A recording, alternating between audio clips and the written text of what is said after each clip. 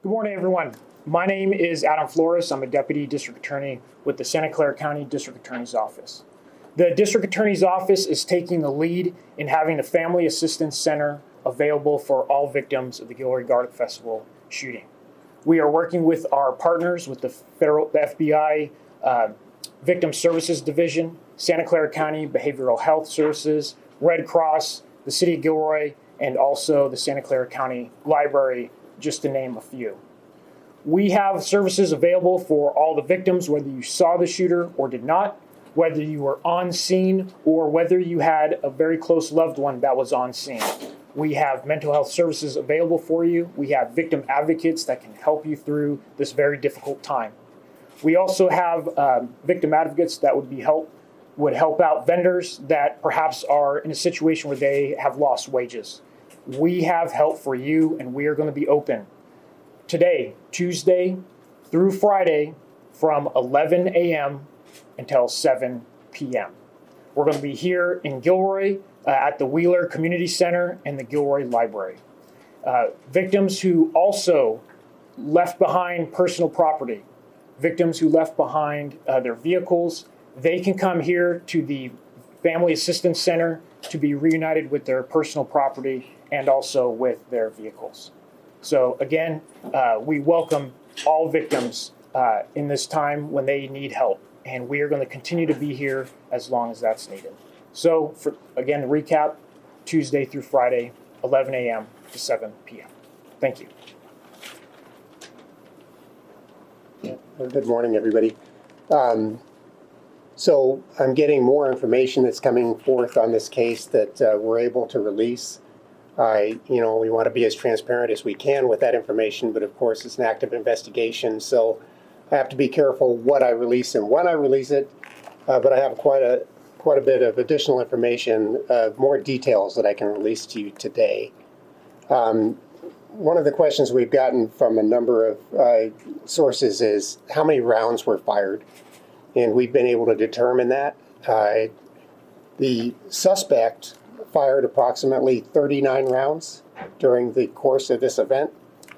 And the Gilroy police officers, there was 3 officers that fired, and between the 3 of them, they fired a total of 18 rounds. The suspect was hit by the police officer's gunfire multiple times. I do not yet have a definitive finding from the coroner's office on exactly where those rounds hit him or exactly how many rounds, only to say that he was hit multiple times at this point. The other thing that was important to us was whether or not any of the people that were killed in this event were struck by friendly fire or by police officers' rounds. And we've been able to determine that none of the people that died in this incident were struck by friendly fire. They were all killed by the suspect. I'd also been asked about the suspect, whether he was wearing any kind of body armor or a bullet-resistant vest. And that is confirmed that he was wearing a bullet-resistant type vest at the time of the incident. Some of the information regarding his armament, the weapons, how prepared was he? We know now that he had a 75-round drum magazine that would fit into this weapon. We recovered that, and it had 71 rounds left in the drum. He had 2 40-round magazines on his body for the weapon. He had 2 40-round magazines that were on the ground, and he had 1 40-round magazine that they described to me as being loose on or near him, and I'm not exactly sure the location of that one. I told you the other day that there was a shotgun located in the vehicle, which has been confirmed. It was a Remington 870 shotgun that was located in the vehicle. The other item that generated a lot of interest was the bag or the backpack or something that was found in the creek. We now know what was in that bag, and I'll go ahead and give you that information as well. There was just 2 loose rounds for the rifle that he had that were in the bottom of the bag. He had a scope, a rifle scope of some sort in the bag, a flashlight, and a shovel. and 2 additional loaded 40-round magazines for the gun. And then he had 4 loose buckshot rounds, which would have been for the shotgun. And that was the only contents that were in the bag. And so that's my additional detailed information that I was going to give today. I'm going to turn it over to the FBI because I think they've got much more information about the status of their investigation and what's going on out at the park. Thank you. Thank you. Before I provide an update, I want to say something to the families of Stephen, Kayla, and Trevor. I know nothing we can say or do will ever bring back your loved ones, but I want you to know that everything that law enforcement is doing, from our methodical examination of our evidence to our outreach to all the victims and their families to our ongoing investigation, everything is being done with you in our minds. We are very sorry for your loss. The FBI evidence response team has concluded our collection at Christmas Hill Park. We have now turned the park back over to the city. I appreciate the public's patience while we process the scene carefully, slowly, and methodically. The crime scene was expansive. We brought in significant FBI resources from around the country to do this as thoroughly and as quickly as we can. Our victim specialists continue to work with our local partners to support all of you who have been directly affected by this crime through the Family Assistance Center, and I want to thank them all for their tireless efforts. Our collection and review of the digital media in this case is ongoing. We are continuing to access data on several devices. We have not made a final investigative conclusion into the motive of the shooter. However, we have uncovered evidence throughout the course of our investigation that the shooter was exploring violent ideologies. We have seen a fractured ideology. The shooter appeared to have an interest in varying, competing violent ideologies. As we continue to exploit his digital media, we are striving to find several things. What, if any, ideology he had actually settled on? Who, if anyone, he may have been in contact with regarding these ideologies? Who, if anyone, helped him or had advanced knowledge of his intentions? And why he committed this specific act of violence? Much of our work remains ongoing. One piece of evidence does not necessarily constitute a motive, hence the need for a thorough, methodical investigation. The FBI and the Gilroy Police Department investigators have uncovered a list of organizations on the subject's digital media that may have been potential targets of violence. These organizations from across the country include religious institutions, federal buildings, courthouses, political organizations from both major political parties, and the Gilroy Garlic Festival.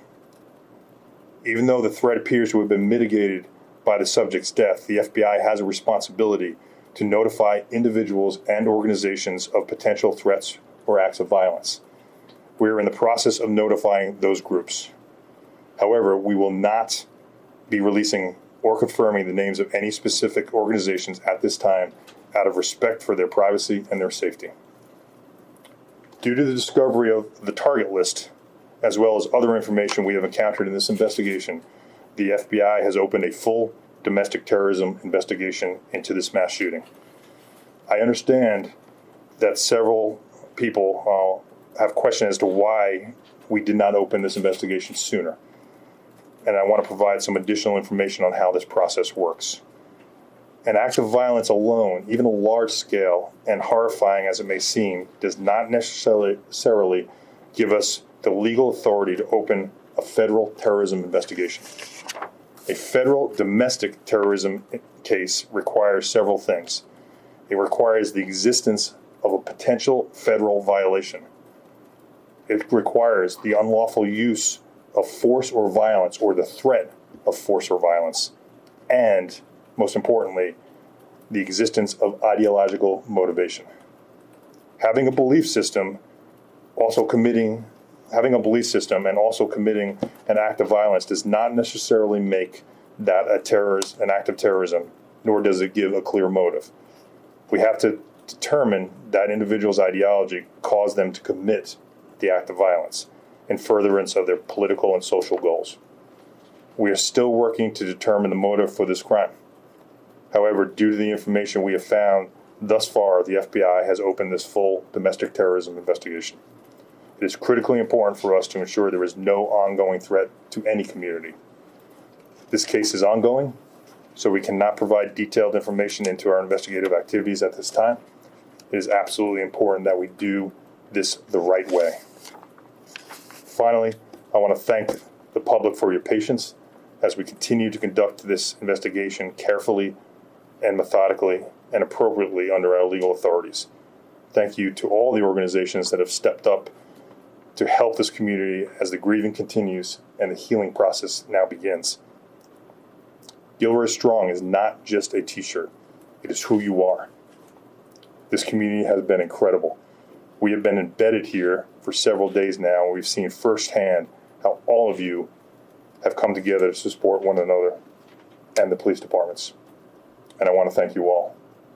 At this point, I'm willing to take some questions. Can you please go through the target list again? I'm sorry, sir? Can you please run through what organizations were targeted, and can you be a little bit more specific, if you can, in terms of how those were uncovered? Was there, a list that, a basic target list, or did you piece it all together? They're through the digital media examinations and analysis.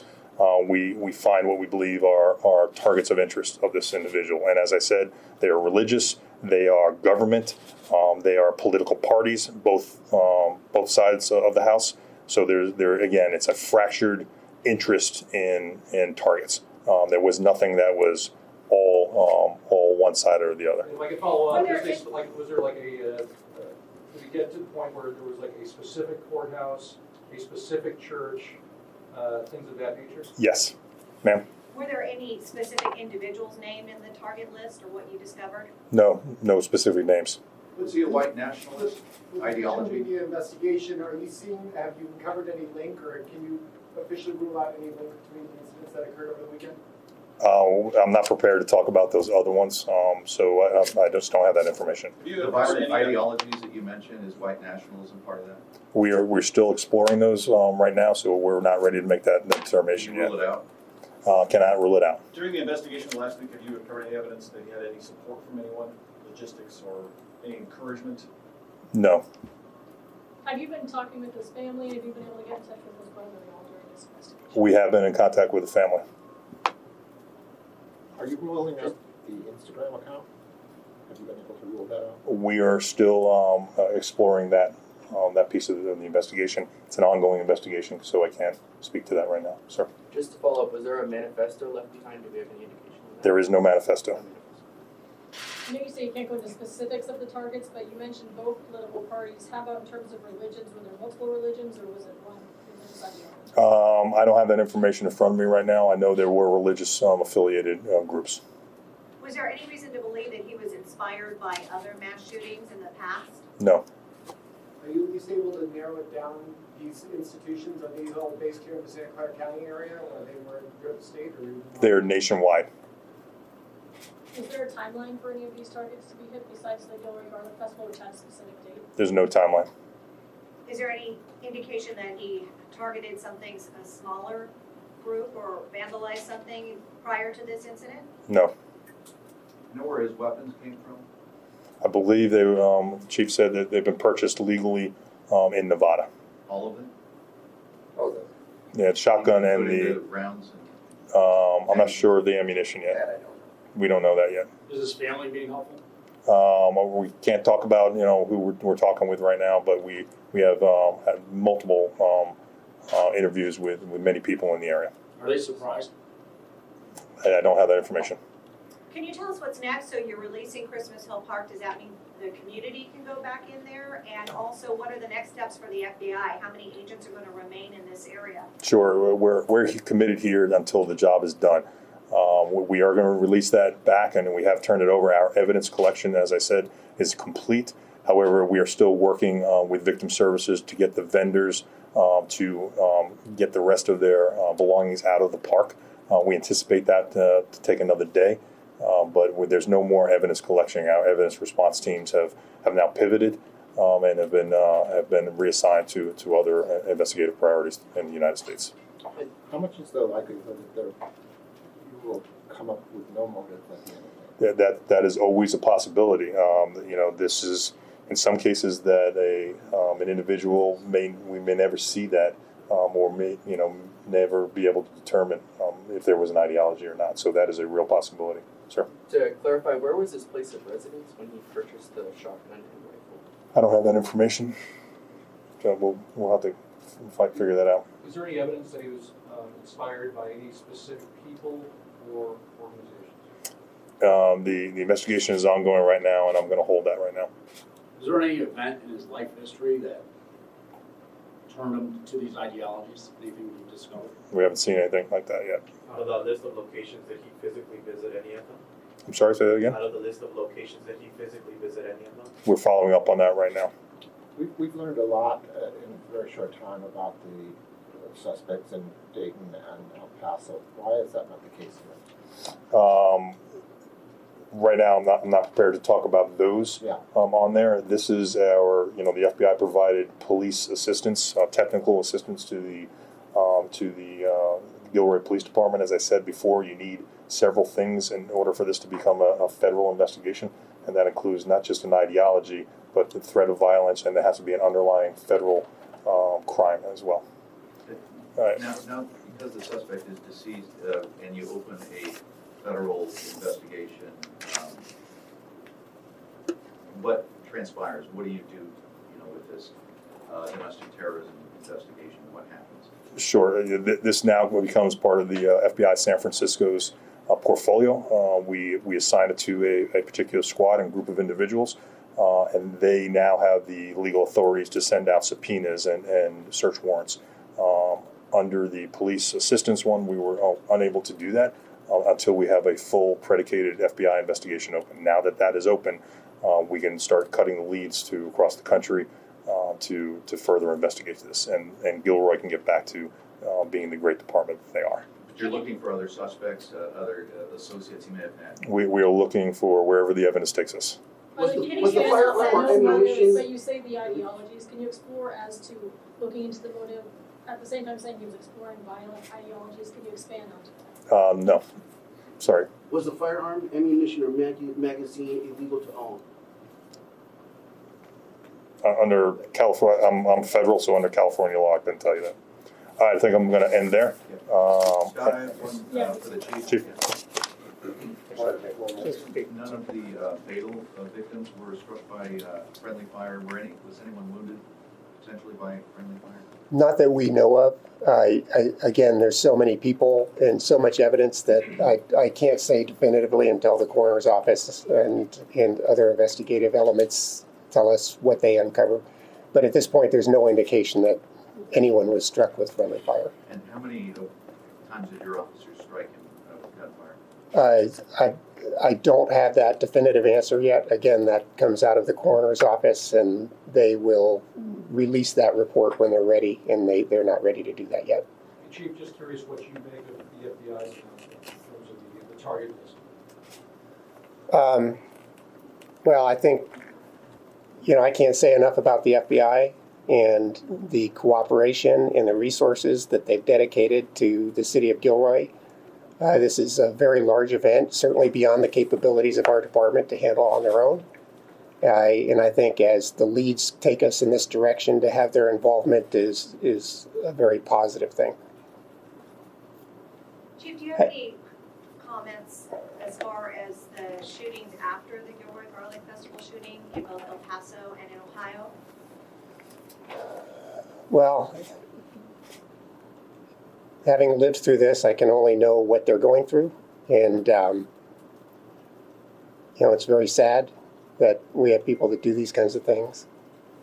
I want to, before I close, one additional thing. The FBI is done with the park and the processing, but just for our local folks, for our community, that people that may want to go visit that location, that does not mean that the park is open to the public. because we still have a lot of people have to recover their personal belongings and whatnot. So we're maintaining a presence out there. We're keeping that park closed until all the vendors and all the people that have personal property in there can get in and remove their stuff. And once all that process is done, then we'll open the park back up to where people would go down inside there. But just because the FBI is finished does not mean that park is open to the public yet. Is there an estimation on when it will reopen? I would imagine it would be relatively soon. A lot of that depends on how fast we can get a hold of people and how fast they can get in, but we're hoping within the next day or two. Okay, One last thank you. question, anybody?